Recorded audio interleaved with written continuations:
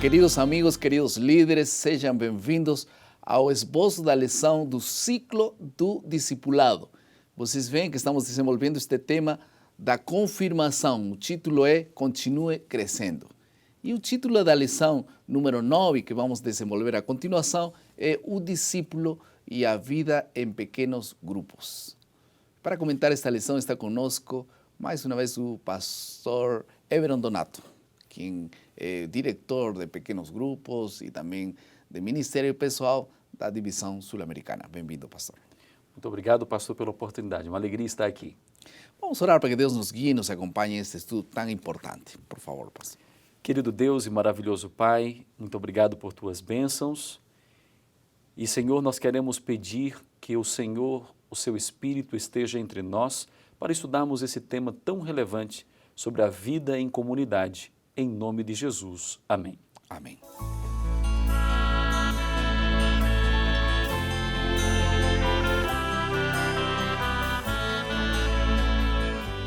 O voo em formação de V, especificamente dos gansos, aumenta cerca de 70% o desempenho do bando. Quem não gostaria de aumentar 70% de seu rendimento de sua equipe, empresa, trabalho, na faculdade, na comunidade, na família, etc. E quem, em um momento de dificuldade, não gostaria de ser escoltado por mais de 2 companheiros para protegê-lo? Esse será nosso tema, os pequenos grupos e a bênção de um grupo na vida das pessoas. O foco da lição é reconhecer a importância da vida de comunhão dos uns com os outros. Vamos a passar à segunda parte de nosso esboço, que é a compreensão do texto.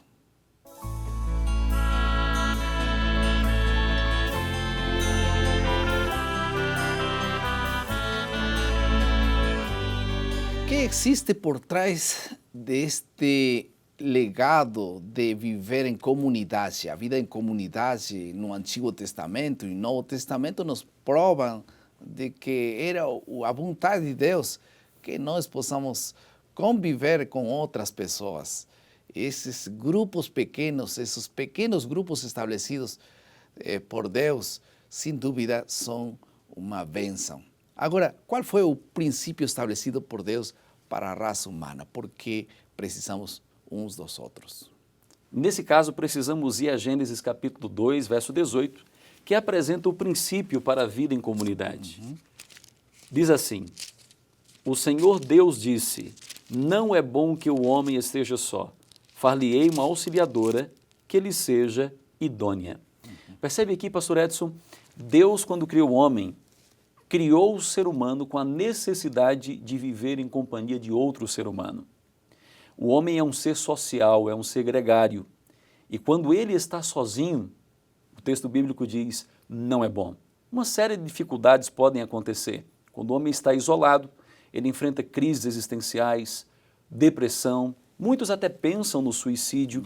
E Deus, sabendo de tudo isso, fez com que o homem, na criação do homem, colocou inerentemente esse desejo de que o homem pudesse compartilhar. Inclusive, na hora de testemunhar, a Bíblia fala, não é bom que um faça esse trabalho, façam de 2, né?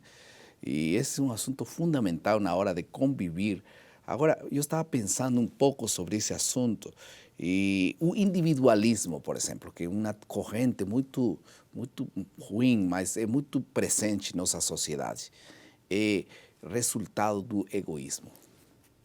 Resultado do egoísmo, é resultado do pecado, porque Deus não nos criou para vivermos sozinhos. Então, este individualismo, indiferença, é resultado do pecado. Podem até pertencer a um grupo, podem pertencer a um grupo, mas são individuais. Não gostam de depender de ninguém, não gostam de ajudar ninguém. Isso é um assunto que, sem dúvida, é o resultado de um coração pecaminoso. Enquanto, por exemplo, as pessoas que amam, eles vão conviver em paz, vão ajudar a outras pessoas, vão ser ajudadas e vão caminhar com alívio na vida, né?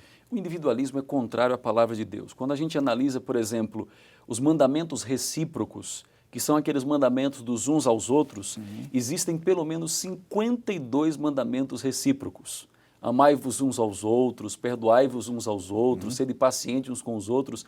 Agora, 52 mandamentos dos uns aos outros para dizer uma coisa apenas, que o cristianismo não é uma religião solitária, não é uma religião de isolamento. Nós precisamos uns dos outros, precisamos edificar uns aos outros, porque o reino dos céus é constituído quando eu expresso o meu amor na vida do meu irmão e recebo esse amor em minha própria vida. Por isso o princípio da comunidade é fundamental e nós não podemos negligenciá-lo. Agora, Jesus mesmo estabeleceu esse princípio na terra. Quando ele veio, chamou 12 discípulos. Sim, em Marcos capítulo 3, verso 13 e 14, a Bíblia diz que Jesus passou uma noite em oração e depois chamou aqueles a quem ele quis para estar com ele e depois os enviou a pregar. Esse estar com ele foi o período de discipulado que Jesus passou com o seu protótipo de 12 homens. Então, Jesus estabeleceu ali um pequeno grupo com 12 pessoas e com estas pessoas Jesus conviveu, viveu valores da vida em comunidade, transparência, autenticidade. Ele ensinou essas pessoas a perdoar, a se respeitarem mutuamente. E essa é uma grande lição, porque a conviver saudavelmente em meio de tantas características, Pedro com João, e de aí uns que queriam ser, o Judas mesmo, né, com outros discípulos, outros mais tranquilos, enfim. Eles cresceram muito em comunidade. Né? Eles aprenderam a lição, tanto que transferiram isso no princípio da igreja primitiva. A igreja apostólica era uma igreja de duas asas. Eles se reuniam no templo para celebrar, no pátio do templo, e nas casas para crescerem em comunhão, para crescerem em espiritualidade. Essa igreja apostólica, ela experimentou vários tipos de crescimento. Ela cresceu em número de membros, ela cresceu geograficamente porque plantaram novas igrejas, mas eles cresceram na comunidade porque estavam unidos. Agora, é melhor e se avança mais quando estão unidos. Nós vimos agora o exemplo dos gansos, né? Se um ganso voaria sozinho, avançaria 70% menos do que avançar juntos. Sem dúvida, se potência o avanço, o crescimento, porque uns ajudam a outros e é uma benção. Agora, Jesus mesmo passou em seu ministério mais tempo em seu grupo pequeno que em outras atividades, né? Verdade. Alguém disse com propriedade que juntos somos melhores do que sozinhos. Isso reforça o pensamento que você colocou anteriormente. E veja, Jesus Cristo dedicou muito tempo a esses 12, por algumas razões. Ele queria não apenas transmitir informações, mas ele queria formar discípulos que pudessem transformar o mundo. Então ele não desprezou a multidão, mas ele discipulou a esse grupo.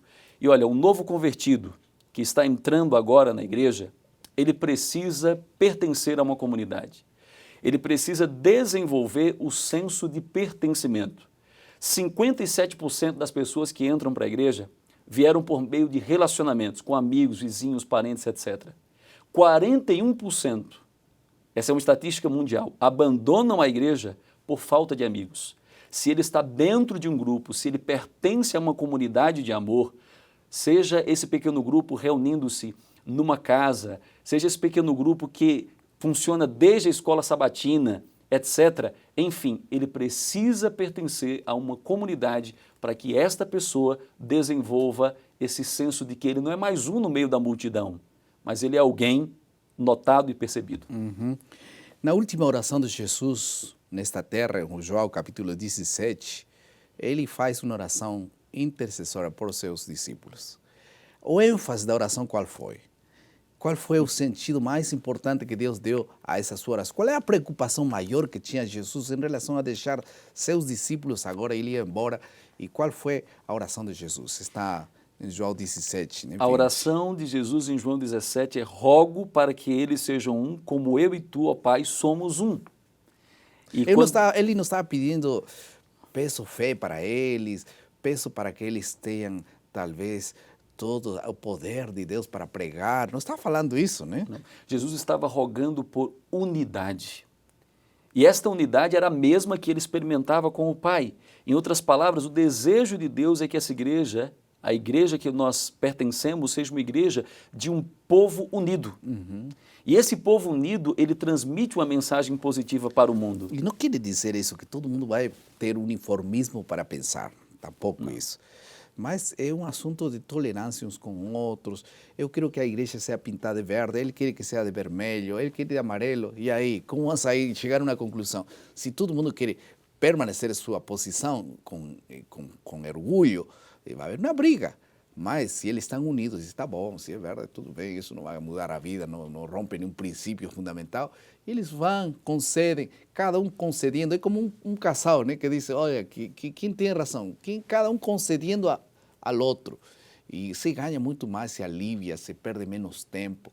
Deus está preocupado na unidade da igreja, mas a unidade não se construi automaticamente.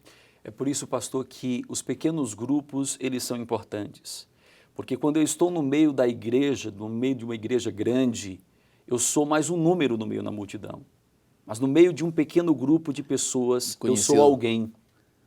Conhecido por meu nome, como dizia Exatamente. o senhor. A melhor definição de pequeno grupo é que é um ambiente onde todos se conhecem pelo nome.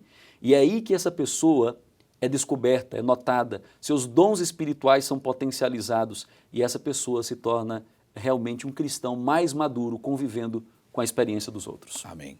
Vamos a passar agora à terceira parte do nosso esboço, que é a aplicação.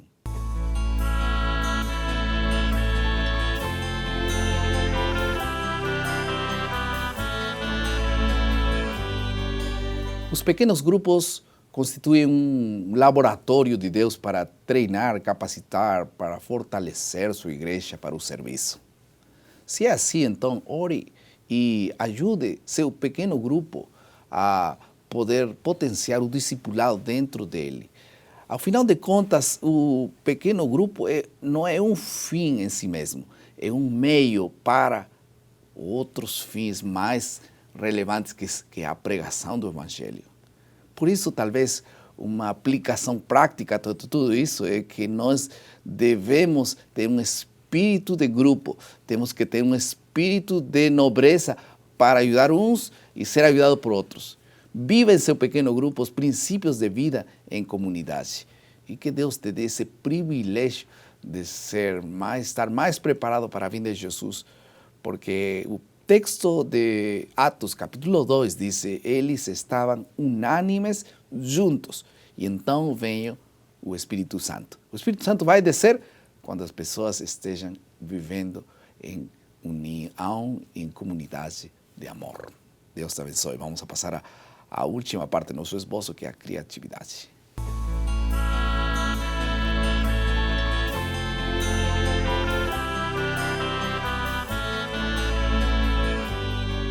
Convicto que os pequenos grupos seguem um modelo bíblico para o crescimento da igreja, vamos tomar uma decisão. Decisões é o que nós temos que tomar em relação a tudo o que nós estudamos.